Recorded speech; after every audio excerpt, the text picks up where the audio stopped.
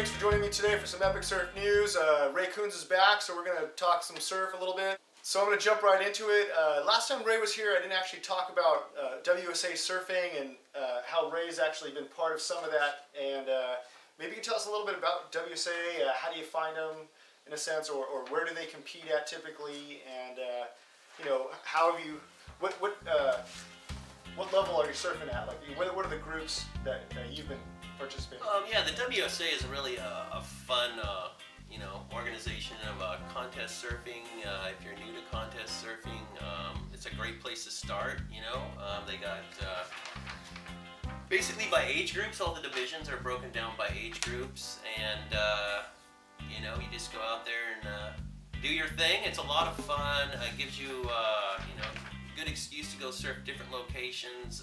With the season begins in August, and it's a 9-event season, and then you qualify for West Coast Championships, and then possibly the United States Surfing Championships, and you surf everywhere from Ocean Beach in San Diego all the way up to Morro Rock. Okay. And mainly Southern California. Quite a few events in San Diego area? Yeah, I would say probably between San Diego County and Orange County, that's the majority of the season. And so anybody can sign up pretty much? Anybody can sign up and enter. And when you compete, are you going to compete against like Kelly Slater, or what's going to happen? Hopefully not. It is just an age group, division, so there are times when you may be surfing against people that are pretty good. Sure.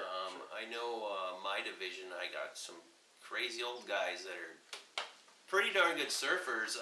This year, Mike Estrada, a shaper from up Huntington Beach area, he started surfing in our division and started winning everything. So, every year you just never know who's gonna jump on. And a lot of the people like on World Surf League, that circuit, have actually come through the ranks through WSA and actually, NSSA. one of the most notables is Griffin Colapinto. Yep, from Nice. San Clemente, who just killed it just at the Quiksilver amazed Pro. the view, and I watched him come up through the WSA, and really, that's great. And then you got somebody like Carolyn Marks, Right. who just amazing, and the kids are just killing it these days.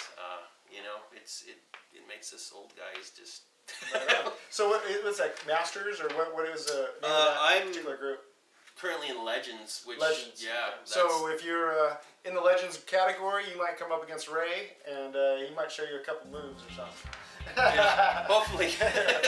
All right. So speaking of competition, we're gonna move on over to Quiksilver Pro. That competition actually completed, and we talked a little bit about it while it was going on, maybe round 3, round 4. And now we actually know what happened and who won. And so that was Julian Wilson and Lakey Peterson. They charged at that event. I didn't have Julian on my team, I don't think, and so that wasn't working for me. Yeah, I was fortunate to have Julian Wilson on my team, and he did come through for me. I was a little concerned after I picked him, and then found out he had a really, really bad shoulder.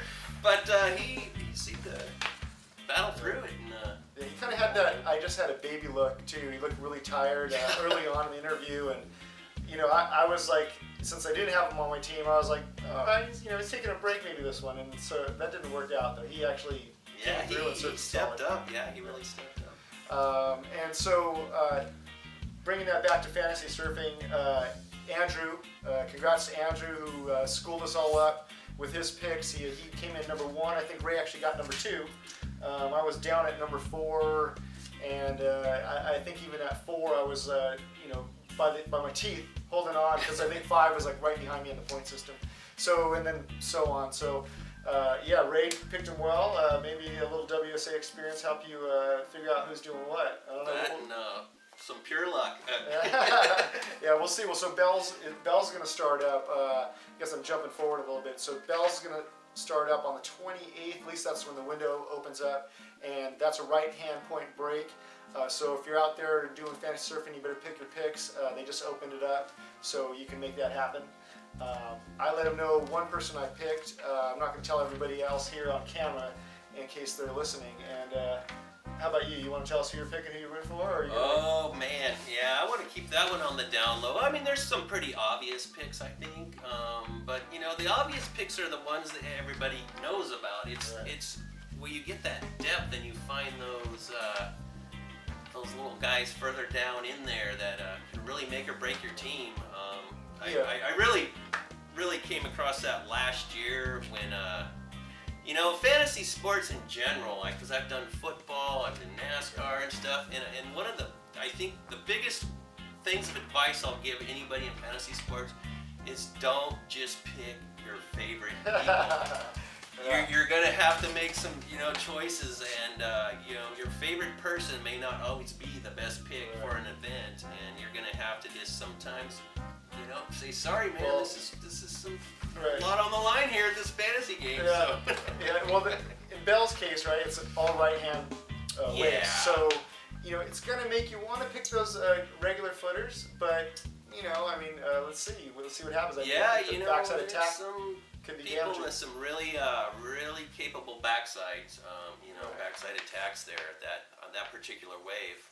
I think that wave might even be favorable to a backside more than if it was like some big barreling wave, Right. Well, it takes a little bit of leg strength to work a wave like that. It's kind of a hamburgery wave. You got to work it all. You got to find the sections. The bully sections only show up at certain times, so you have to really eyeball that and hope you have the right speed on the wave, right? Yeah, reminds me of kind of like Trussels-ish a little bit. Maybe even a little softer. And having some local knowledge of that wave, but I'm sure is huge because I'm sure it has its little weird things going on, Right. Well, that's the Surfing 411. So if you want to find out about more little weird things going on, check back in for the next one. Hopefully it's out in a few days or by next week at the latest. So thanks again, everybody. Hey, Cheers. thanks for watching, tuning in, and we'll see you guys out there.